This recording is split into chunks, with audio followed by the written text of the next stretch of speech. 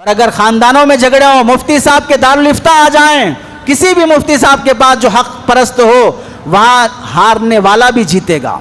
जीतने वाला तो जीतता ही है, हारने वाला भी जीतेगा, क्योंकि वह हार रहा है अल्लाह के हुक्म के सामने। और अल्लाह के हुक्म के सामने हारने वाला फरमाबरदार कहलाएगा, हारने वाला कहलाएगा नहीं। सालों नहीं चलेंगे, इज्जत नहीं जाएगी, रिश्वत नहीं ली जाएगी, और घंटों और दिनों में फैसले हो जाएंगे। अब सोच लो, महिला मंडल आबाद करना है या दारुल इफ्ता जाना है? सोच लो, अदालतों में जाकर रिश्वत खिलाना है या इन उलमा के पास आकर फैसले हल करवाना है? इस वास्ते के अल्लाह ने भी हमें तालीम दी है कि अगर नफरतें पनपती रहेंगी, मर जाएंगे, लेकिन नफरतें ख़त्म नहीं होंगे।